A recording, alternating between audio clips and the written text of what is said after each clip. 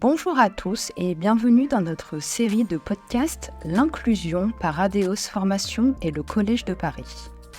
Nous sommes ravis de vous accueillir en direct du sommet de l'inclusion économique au sein du ministère de l'économie et des finances à Bercy. Dans ce podcast exclusif, la diversité et l'inclusion seront mises en lumière. Découvrez dès à présent un nouvel épisode en compagnie de notre invité et partageons ensemble des perspectives encore plus riches. Bonjour à toutes et à tous et bienvenue à bord de HRD Radio.tv depuis le ministère des Finances à Bercy pour le sommet de l'inclusion. Vous êtes 12 000 DRH et dirigeants d'entreprise à être abonnés à nos podcasts. On vous remercie d'être sans cesse plus nombreux à nous écouter chaque semaine. Vous pouvez bien entendu réagir à tous ces entretiens sur les réseaux sociaux et sur le compte X, Twitter, pour ceux qui n'auraient pas suivi, HRDRadio.tv. Alors à mes côtés pour animer cette émission, Ibtissène Chahabi, conseiller en formation au Collège de Paris. Bonjour Ibtissène. Bonjour Gilbert, bonjour Alexandra. Bon, on compte sur toi pour poser les bonnes questions. Tout à parce fait. que moi je vais faire des questions un peu plus people avec notre invité, Alexandra Viennot, DRH France de Cisco. Cisco, acteur du digital, très grand acteur du digital en France et dans le monde. Oui, 80 000 collaborateurs, 800 en France, 10%, mais avec un fort impact local. Oui, et puis un équipement à peu près tous les tuyaux. Absolument. On était dans les premiers à avoir connecté le monde, à avoir rendu ce monde connecté et inclusif. Un mot sur votre parcours Alexandra. Alors moi j'ai consulté quand même votre profil, vous êtes un pur produit RH si je puis dire. Oui, un pur produit RH, mais avec un parcours de petite fille, et je dis pas ça en alibi parce qu'on est là aujourd'hui, mais qui est issue de QPV, Noisy-le-Grand, quartier D, au bâton, à côté d'Aterdé, Carmonde.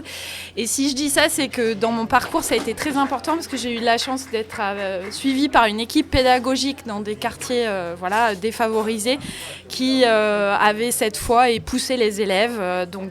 Et j'ai osé, et il a fallu me pousser, j'ai osé postuler à Dauphine. Ouais. C'était très important à l'époque. Je suis sûre que j'aurais pas franchi le cap. Ouais, ça veut dire que tout est possible en réalité. Tout est possible. Ouais. Et derrière ça, ça a ouvert, qui dit diplôme, Dauphine, et ça m'a ouvert myriade de possibilités d'intervenir dans différents secteurs, la construction, la logistique, la chimie, et maintenant l'IT. Et on aurait pu le dire après dans une question, puisque j'avais une question sur les jeunes diplômés. Le diplôme n'est pas tout, la personnalité, l'engagement, l'envie. Oui. L'envie, l'authenticité, c'est très important. Un peu d'humilité et puis être conscient que tout seul on ne peut pas faire grand chose, mais qu'avec un esprit d'équipe et en s'appuyant sur ses collègues et un écosystème, on peut faire des très très grandes choses. Alors, il y a plein de choses qui vous passionnent, j'imagine, dans votre métier. Nous sommes ici au sommet de l'inclusion économique, ça veut dire ouvrir les chakras, ouvrir les portes à toutes celles et ceux qui sont engagés, qui ont envie d'aller plus loin, d'aller plus haut. Comment vous vivez, vous, cette problématique au jour le jour ?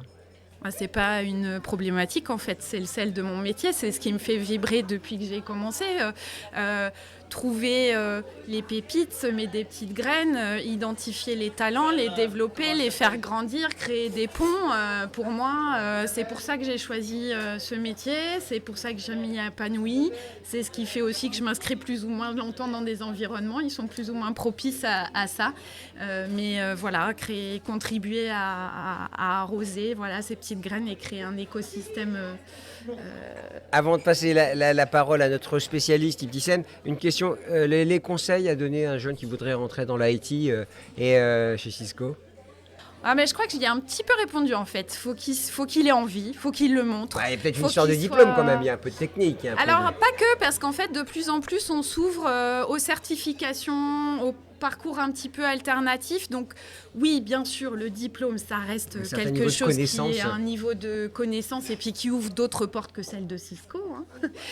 Mais en tout cas, évidemment, le diplôme est là, mais pas uniquement. Enfin, faut pas s'auto-censurer. Il n'y a pas une liste d'écoles exclusive. Non, voilà, c'est ce que vous dites. Pas du tout. Et les soft skills, j'imagine, et le comportement, l'envie, l'ambition, c'est ce qu'on dit tout à l'heure. L'authenticité surtout. L'authenticité. Be authentique.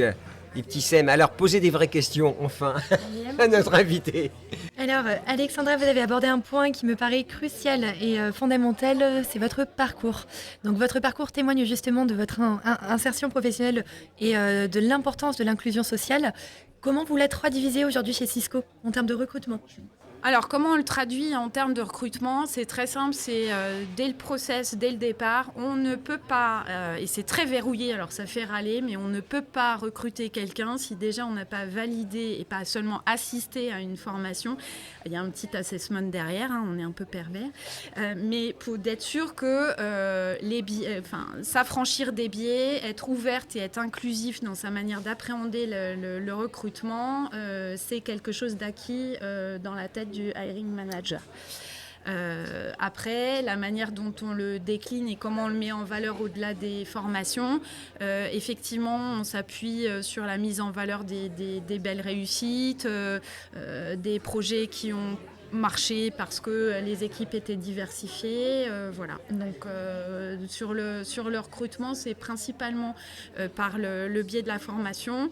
Après, il y a aussi d'autres choses, c'est qu'on obère et on cache un peu tout ce qui est donné autour du genre, de l'adresse, du diplôme aussi parfois, puisqu'on considère que le recruteur RH s'est assuré qu'il y avait un niveau technique qui était suffisant pour que les gens se focalisent uniquement sur la partie personnalité, soft skills, on va dire.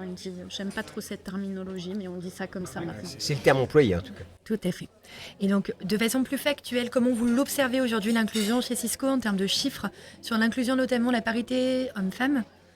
Alors, on est dans un secteur de l'IT innovation, on fait tout ce qu'on peut. Il y a une journée Connected Girl là, le 1er décembre qui démarre, mais on est précise à 20%. Quand même que c'est dans la tech, paradoxalement, qui est un secteur très ouvert. Oui. La féminisation n'est pas à ce qu'on aurait pu attendre. Non, les filles s'autocensurent et c'est pour ça que de plus en plus, on essaye de mettre en avant nos rôles modèles, puisqu'on en a plein. On a plein de belles histoires de femmes techniques ou en commerce ou en R&D, de leur montrer qu'on peut en tant que femme avoir une belle carrière chez Cisco. Donc de plus en plus, on a des démarches d'aller présenter nos métiers, sensibiliser. Donc on a Connected Girl, j'en parlais le 1er décembre, qui s'adresse aux collégiennes et premier niveau de lycée, seconde, juste avant les premières orientations, on va dire. Il n'y a pas que ça, il y a ce qu'on va mettre en œuvre avec les décodeuses et ce qu'on fait en partenariat autour des JO avec la Plaine Saint-Denis. Voilà, on essaye d'un peu d'aller au-devant, d'inspirer les jeunes femmes. Donc sur le volet parité, et voilà, il y a un vivier, les écoles d'ingénieurs ou les universités, il y a un peu plus, mais pas encore suffisamment. On essaye de faire comprendre que si, tentez votre chance, ça pourra marcher et vous aurez votre place et vous pourrez vous exprimer dans l'entreprise. Sur les autres volets, entre guillemets, inclusifs, alors la mesure, c'est toujours compliqué. On n'est pas censé tenir tout un tas de statistiques. On le vérifie plutôt qu'on le suit dans des enquêtes où on demande régulièrement aux gens si est-ce que je sens que j'ai les mêmes chances que les autres de par est-ce que mon orientation sexuelle joue, est-ce que ma localisation d'origine, mon origine ethnique, ma religion, est-ce que voilà. On les interroge plus sur leurs sentiments.